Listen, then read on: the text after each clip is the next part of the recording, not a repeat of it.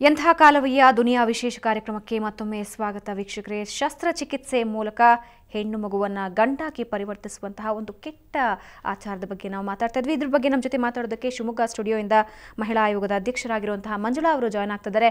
ಮಂಜುಳಾ ಅವರೇ, ಈ ರೀತಿ ಒಂದು ಶಸ್ತ್ರಚಿಕಿತ್ಸೆ ಆರಂಭ ಆಗೋಗಿದೆ, ಹೆಣ್ಮಕ್ಳನ್ನ ಗಂಡು ಮಕ್ಕಳು ಮಾಡಬೇಕು ಅಂತ ಪ್ರಾರಂಭ ಮಾಡಿಬಿಟ್ಟಿದ್ದಾರೆ ಪೋಷಕರು. ಮತ್ತೆ ತಮ್ಮ ಗಂಡು ಮಕ್ಕಳ ಆಸೆ ಏನಿದೆ ಅದಕ್ಕೋಸ್ಕರ ಹೆಣ್ಣು ಮಕ್ಕಳನ್ನ ಹತ್ಯೆ ಮಾಡೋದು ಅಂತಾನೆ ಹೇಳ್ಬಹುದು. ನೀವೇನಂತೀರಾ, ಒಪ್ತೀರಾ ಇದಕ್ಕೆ?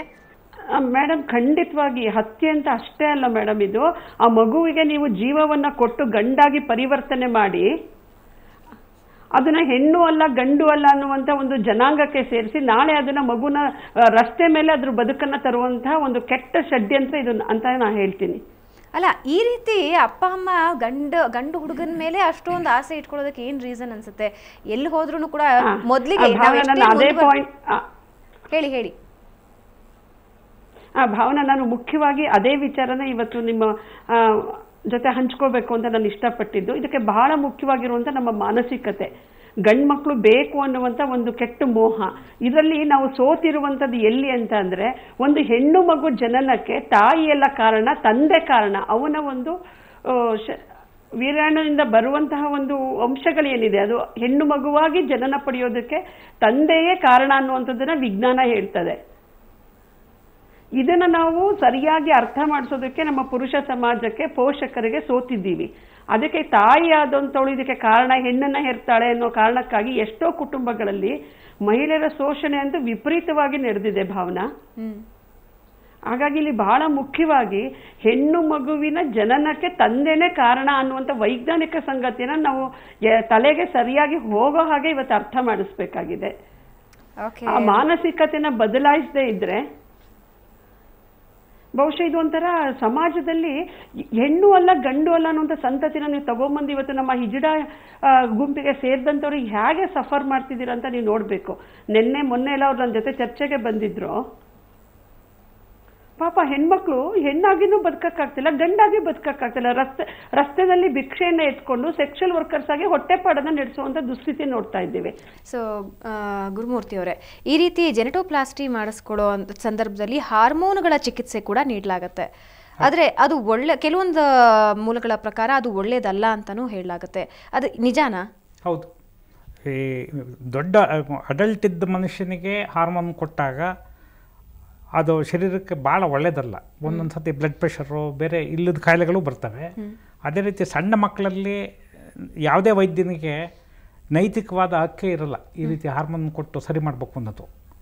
ಈಗ ಒಂದು ಪಕ್ಷ ಮಗು ಇಂಡಿಟರ್ಮಿನೇಟ್ ಸೆಕ್ಸ್ ಇದ್ದಾಗ ಒಂದು ಮಿನಿಮಮ್ ಹಾರ್ಮೋನ್ ಕೊಟ್ಟು ಟ್ರೀಟ್ಮೆಂಟ್ ಕೊಟ್ಟು ಮಾಡೋದಕ್ಕೂ, ನಾರ್ಮಲ್ ಮಗುಗೆ ಹಾರ್ಮೋನ್ ಕೊಟ್ಟು ಅದನ್ನು ಅಬ್ನಾರ್ಮಲ್ ಸೆಕ್ಸ್ ಮಾಡೋದಕ್ಕೆ ethically it is not permissible and it is not correct. ಅಲ್ಲ, ಯಾವ ರೀತಿ ಅದು ವರ್ಕ್ ಆಗುತ್ತೆ? ದೇಹದಲ್ಲಿ ಒಬ್ಬರಿಗೆ ಹಾರ್ಮೋನ್ ಚಿಕಿತ್ಸೆ ಕೊಡ್ತಾ ಹೋದರೆ ಅದು ಯಾವ ರೀತಿ ವರ್ಕ್ ಮಾಡುತ್ತೆ? ಹಾರ್ಮೋನು ಶರೀರದಲ್ಲಿ ಪ್ರಕೃತಿ ನಿಯಮವಾಗಿ ಒಂದು ಗಂಡು ಹಾರ್ಮೋನು, ಒಂದು ಹೆಣ್ಣು ಹಾರ್ಮೋನ್ಗಳಿರ್ತವೆ. ಗಂಡು ಹಾರ್ಮೋನ್ ಅಂದರೆ ಟೆಸ್ಟೋಸ್ಟಿರೋನ್. ಟೆಸ್ಟೋಸ್ಟಿರೋನ್ ಕೆಲಸ ಏನಪ್ಪ ಅಂದರೆ ಮನುಷ್ಯನನ್ನು ಮೇಲಾಗಿ ಶಕ್ತಿಯುತವಾಗಿರ್ತಾನೆ ಮನುಷ್ಯ. ಆ ಶಕ್ತಿಯುತವಾಗಿರೋದಕ್ಕೆ ಟೆಸ್ಟೋಸ್ಟಿರೋನ್ ಮುಖ್ಯ. ಹಾಗೆ ಟೆಸ್ಟಿಸ್ ಬೆಳೆದು ಅದರಿಂದ ಸ್ಪರ್ಮಟೋಜೆನಿಸಿಸ್ ಆಗಿ ವಂಶೋದ್ಧಾರ ಮಾಡೋದಕ್ಕೂ ಅದು ಬೇಕಾಗುತ್ತೆ. ಆದರೆ ಒಂದು ಹೆಣ್ಣು ಮಗುಗೆ ನೀವು ಟೆಸ್ಟೋಸ್ಟಿರೋನ್ ಕೊಟ್ಟು ಮೇಲ್ ಮಾಡ್ತೀನಿ ಅಂತಂದರೆ ಅಲ್ಲಿ ಟೆಸ್ಟಿಸ್ ಇರಲ್ಲ. ಟೆಸ್ಟಿಸ್ ಇಲ್ಲದಿರೋದ್ರಿಂದ ಸ್ಪರ್ಮಟೋಜೆನಿಸಿಸ್ ಆಗೋಕ್ಕಾಗಲ್ಲ. ಆ ಮಗು ತಂದೆ ಆಗೋದಕ್ಕೆ ಸಾಧ್ಯ ಇಲ್ಲ. ಆದರೆ ಅದೇ ಮಗುಗೆ ಎಂಡೋಜಿನಸ್ ಈಸ್ಟ್ರೋಜನ್ ಬರ್ತಾ ಇರುತ್ತೆ, ಈಸ್ಟ್ರೋಜನ್ ಫ್ರಮ್ ದಿ ಓವರಿ. ಅವೆರಡನ್ನೂ ಕೌಂಟ್ರಾಕ್ಟ್ ಮಾಡಿದಾಗ ಮುಂದೆ ಏನು ಪರಿಣಾಮ ಆಗುತ್ತೆ ಅನ್ನೋದನ್ನ ಒಂದು ತಲೆಮಾರು ಕಳೆದ ನಂತರ ಹೇಳ್ಬೋದು. ಹಾಗಾಗಿ ಈಗ ಅಬ್ನಾರ್ಮಲ್ ಹಾರ್ಮೋನ್ ಉಪಯೋಗಿಸುವಂಥದ್ದು, ಫಾರ್ ಎಕ್ಸಾಂಪಲ್ ಈಗ ಈ ಗಿಡ ಬೆಳೆಸಬೇಕಾದ್ರೆ ಗಿಡದೊಳಗೆ ಕೆಲವು ಹಾರ್ಮೋನ್ ಹಾಕ್ತಾರೆ, ಚೆನ್ನಾಗಿ ಬೆಳೆಸ್ತಾರೆ ಅಂತ ಹೇಳ್ತಾರೆ. ಅಂತಹ ಆಹಾರ ತಿಂದು ಮನುಷ್ಯ ಮಕ್ಕಳಾಗಬೇಕಾದ್ರೆ ಕೆಲವು ಸರ್ತಿ ಸೆಕ್ಸ್ ಡಿಫಾರ್ಮ್ ಚೈಲ್ಡ್ ಆಗ್ತವೆ ಅಂತ ಒಂದು ಕಾನ್ಸೆಪ್ಟ್ ಇದೆ. ಹಾಗಿದ್ದಾಗ ಈಗ ಹಸುವಿಗೆ ಹಾಲು ಜಾಸ್ತಿ ಕೊಡಲಿ ಅಂತ ಒಂದು ಹಾರ್ಮೋನ್ ಕೊಡ್ತಾರೆ. ಆ ಹಾರ್ಮೋನ್ ಇರೋ ಹಾಲನ್ನು ಕನ್ಸ್ಯೂಮ್ ಮಾಡಿದಂಥ ವ್ಯಕ್ತಿ ಮಗುವನ್ನು ಪಡೆದಾಗ ಆ ಮಗುಗೆ ವ್ಯಕ್ತಿತ್ವ ಚೇಂಜ್ ಆಗಿರುತ್ತೆ ಅಂತಂದು ಸೈಂಟಿಫಿಕ್ ಸ್ಟಡಿಗಳು ಹೇಳ್ತಾ ಇದ್ದಾರೆ. ಹಾಗಿದ್ದಾಗ ಈ ಸಣ್ಣ ಮಗುಗೆ ಈ ರೀತಿ ಟೆಸ್ಟೋಸ್ಟಿರೋನ್ ಕೊಟ್ಟರೆ ಮುಂದೆ ಅದಕ್ಕೆ ದೇಹದಲ್ಲಿ ಏನೇನು ಚೇಂಜಸ್ ಆಗುತ್ತೆ ಅನ್ನೋದು ಒಂದು ಜನ್ರೇಷನ್ ಕಳೆದ ನಂತರ ಹೇಳಲಿಕ್ಕಾಗತ್ತೆ. ಆ ರೀತಿ ಏನೋ ಚೇಂಜಸ್ ಬರೋದಕ್ಕೆ ಮಾಡೋ ಅಂಥ ಹಕ್ಕನ್ನು ಯಾವುದೇ ವೈದ್ಯನಿಗೆ ಕೊಡೋದು ಸರಿಯಲ್ಲ ಅಂತ ನನ್ನ ಅನಿಸಿಕೆ, ಹಾಗೂ ethically it is not correct. Okay Ramesh, ನಿಮ್ಮ ಹತ್ರ ಇಂತಹ ಕೇಸಸ್ ಬಂದಿದೆಯಾ? ಸೊ ಈ ರೀತಿ ಲಿಂಗ ಪರಿವರ್ತನೆ ಮಾಡ್ಕೊಂಡವ್ರು ನಿಜವಾಗಿಯೂ ಖುಷಿಯಾಗಿರ್ತಾರಾ, ಮಾಡಿಸ್ಕೊಂಡೋದ್ರ ಬಗ್ಗೆ ತೃಪ್ತಿ ವ್ಯಕ್ತಪಡಿಸ್ತಾರಾ, ಹೇಗೆ? ಇಲ್ಲ, ಇದರಲ್ಲಿ ಏನಾಗುತ್ತೆ, ಇವಾಗ ನಾವು ಮಕ್ಕಳಲ್ಲಿ ಹಾರ್ಮೋನ್ ಯೂಸ್ ಬಂದಾಗ ಮಕ್ಕಳಲ್ಲಿ ಅದು ನಿಷಿದ್ಧ, ಯೂಸ್ ಮಾಡಬಾರ್ದು. ಈಗ ಲೋಕಲ್ಲಾಗಿ ಅಲ್ಲೇ ನಾವು ಫ್ಯಾಲಸ್ ರಿಕನ್ಸ್ಟ್ರಕ್ಷನ್ ಏನು ಮಾಡ್ತೀವಿ ಇತ್ತೀಚಿನ ದಿನಗಳಲ್ಲಿ, ಅಲ್ಲೇ ಲೋಕಲ್ ಒಂದು ಸ್ವಲ್ಪ ಆಯಿಂಟ್ಮೆಂಟ್ ಹಾಕಿ ಆಪ್ರೇಷನ್ಗೆ ಎಷ್ಟು ಬೇಕು ಅಷ್ಟೇ, ಭಾಳ ಮಿನಿಮಲ್ ಯೂಸ್ ಮಾಡಿ ಆಪ್ರೇಷನ್ ಮಾಡಿರೋ ಇದಿದೆ. ಸಣ್ಣ ಮಕ್ಕಳಲ್ಲಿ ಯಾವುದೇ ರೀತಿ ಹಾರ್ಮೋನ್ ಯೂಸ್ ಮಾಡಬಾರ್ದು.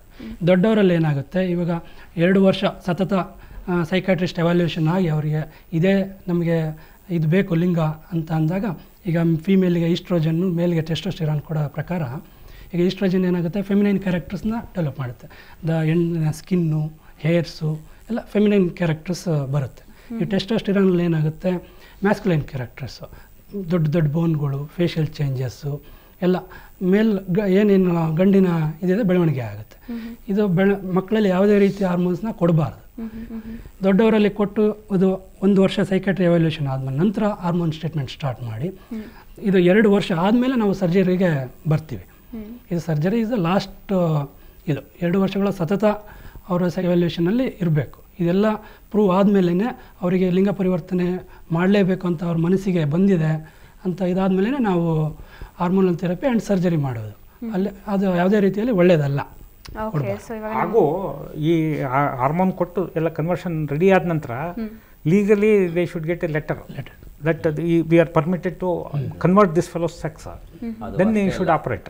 ಅದರ್ವೈಸ್ ಒಂದು ಮಗು ಕನ್ವರ್ಟ್ ಮಾಡಿಬಿಟ್ಟಿರ್ತೀರಿ, ಮನುಷ್ಯ ಗಂಡಾಗಿರ್ತಾನೆ, ಅವನ ಆಸ್ತಿ ಹಕ್ಕುಗಳೇ ಬೇರೆ, ಅವನ ಇದೇ ಬೇರೆ ಇರ್ತದೆ, ಹೆಣ್ಣಿನ ಆಸ್ತಿ ಹಕ್ಕೇ ಬೇರೆ ಇರ್ತದೆ. ಈಗ ಹೆಣ್ಣಿರೋನ್ ಗಂಡು ಮಾಡಿದ್ರೆ ಅವನ ಆಸ್ತಿ ಹಕ್ಕು ಚೇಂಜ್ ಏನಾಗುತ್ತೆ? ಅದೊಂದು. ಮತ್ತು ಅದಲ್ಲದೆ ಇನ್ನೊಂದು ಮುಖ್ಯ ವಿಷಯ ಏನಂತಂದರೆ, ಆ ವ್ಯಕ್ತಿ ಉದಾಹರಣೆಗೆ ಗಂಡು ಹೆಣ್ಣಾಗಬೇಕು ಅಂತ ಇಷ್ಟಪಟ್ಟರೆ, ಇನ್ನೊಂದು ಮುಖ್ಯ ವಿಷಯ ಆ ಹೆಣ್ಣಾದ ವ್ಯಕ್ತಿ ಹೆಣ್ಣು ಸಮಾಜದ ಜೊತೆ ಹೇಗೆ ಹೊಂದಿಕೊಳ್ತಾಳೆ ಅನ್ನೋದೊಂದು ಮುಖ್ಯ.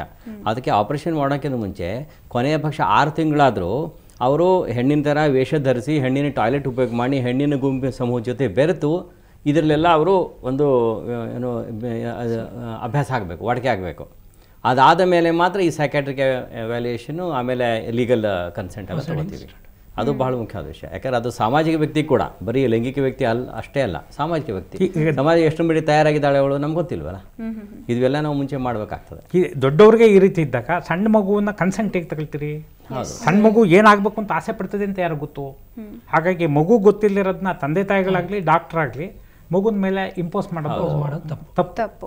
ಓಕೆ, ಮಂಜುಳಾ ಅವ್ರ ಜೊತೆ ಮತ್ತೆ ಮಾತಾಡೋಣ. ಮಂಜುಳಾ ಅವರೇ, ಕೆಲವೊಂದು ಮೂಲಗಳ ಪ್ರಕಾರ ನಗರ ಪ್ರದೇಶದಲ್ಲೇ ಈ ರೀತಿ ಹೆಚ್ಚು ಕಂಡು ಬರ್ತಾ ಇದೆ ಅಂತ ಹೇಳ್ತಿದ್ದಾರೆ. ಅಂದರೆ ನಗರ ಪ್ರದೇಶದಿಂದ ಸುಮಾರು 7ರಿಂದ 8% ಜನ ಈ ರೀತಿ ಹೆಣ್ಮಕ್ಳಿಂದ ಗಂಡ್ಮಕ್ಳನ್ನ ಮಾಡೋ ಪ್ರಯತ್ನ ಮಾಡ್ತಿದ್ದಾರೆ ಅಂತ ಅನ್ನಿಸ್ತಾ ಇದೆ. ಯಾಕೆ ನಗರ ಪ್ರದೇಶದಲ್ಲೇ ಇಂತಹದ್ದು? ವಿದ್ಯಾವಂತರಿದ್ದಾರೆ, ಕೆಲಸಕ್ಕೆ ಹೋಗೋರಿದ್ದಾರೆ, ಪ್ರತಿದಿನ ನೋಡ್ತಾ ಇರ್ತಾರೆ, ಎಲ್ಲ ತಿಳ್ಕೊಳ್ತಾ ಇರ್ತಾರೆ, ಆದರೂ ಇಂತಹ ಒಂದು ಆಸೆ ವ್ಯಕ್ತಪಡಿಸ್ತಾರೆ. ಏನು ರೀಸನ್ ಅನ್ಸುತ್ತೆ ನಿಮಗೆ? ಅವರು ನಗರ ಪ್ರದೇಶದಲ್ಲಿ ಹೊಟ್ಟೆಪಾಡಿಗೋಸ್ಕರ ಉದ್ಯೋಗಗಳನ್ನು ಹರಿಸ್ಕೊಂಡು ಬಂದು ಸೆಟ್ಲ್ ಆಗಿರ್ತಾರೆ ಅನ್ನೋ ಕಾರಣಕ್ಕಾಗಿ ಅವರೆಲ್ಲ ಬಹಳ ಜ್ಞಾನವನ್ನ ಪಡ್ಕೊಂಡಿರೋರು ಅಂತ ಹೇಳಲಿಕ್ಕೆ ಬರೋದಿಲ್ಲ ಭಾವನಾ. ಒಂದು. ಎರಡನೇದು, ತಲತಲಾಂತರದಿಂದ ನಮ್ಮಲ್ಲಿ ಒಂದು ತಲೆ ಒಳಗೆ ಹೊಕ್ಕಿ ಕೂತ್ಕೊಂಡ್ ಬಿಟ್ಟಿದೆ ಒಂದಷ್ಟು ಭ್ರಮೆಗಳು, ಒಂದು ಮೌಢ್ಯಗಳು. ಅದನ್ನ ನಾವು ಆ ಮಾನಸಿಕತೆನ ಬದಲಾಯಿಸ್ತಾ ಇದ್ರೆ ಇದು ನಗರದಲ್ಲಿರ್ಲಿ ಹಳ್ಳಿನಲ್ಲಿರ್ಲಿ ಯಾವುದೇ ವ್ಯತ್ಯಾಸ ಯಾವುದೇ ಜನರ ಬಗ್ಗೆ ನಂಗೆ ಅನ್ಸೋದಿಲ್ಲ. ನಾನು ರಾಜ್ಯ ಮಹಿಳಾ ಆಯೋಗದ ಅಧ್ಯಕ್ಷರಾಗಿ ಉತ್ತರ ಕರ್ನಾಟಕ ಮತ್ತು ನಗರ ಪ್ರದೇಶದ ಎಲ್ಲಾ ಕೇಸ್ಗಳನ್ನು ಡೀಲ್ ಮಾಡ್ತಾ ಇದ್ದೀನಿ. ಎಲ್ಲ ನಮ್ಮ ಫ್ಯಾಷನ್ನಿಗೆ ಅದು ಪೇಟೆನ ಸುತ್ತಕ್ ಮಾತ್ರ ನಾವು ಬದಲಾವಣೆ ಆಗಿದ್ದೀವಿ ಹೊರತು ನಮ್ಮ ವ್ಯವಹಾರದಲ್ಲಿ ಚಿಂತನೆಯಲ್ಲಿ ನಾವು ಯಾವ ಬದಲಾವಣೆನೂ ಬಹಳ ಮಾಡ್ಕೊಂಡಿಲ್ಲ ಭಾವನಾ. ಹಾಗಾಗಿ ಇದೊಂದು ಸೋಷಿಯಲ್ ಥ್ರೆಟ್ ಅಂತ ನಾನು ಕರಿತೀನಿ. ಇದೊಂದು ಸಾಮಾಜಿಕ ಆತಂಕ ಮತ್ತು ಸವಾಲು ಅಂತ ನಾ ಕರಿತೀನಿ. ಇದ್ರ ಬಹಳ ಮುಖ್ಯವಾಗಿ. ಓಕೆ, ಸಾಮಾಜಿಕ ಆತಂಕದ ಬಗ್ಗೆ ಮತ್ತಷ್ಟು ಮಾತಾಡ್ತೀನಿ ಮಂಜುಳಾ ಅವರೇ. ನಿಮ್ಮ ಜೊತೆ ಚರ್ಚೆ ಇನ್ನಷ್ಟು ಮುಂದುವರಿಸೋಣ. ಅದಕ್ಕೂ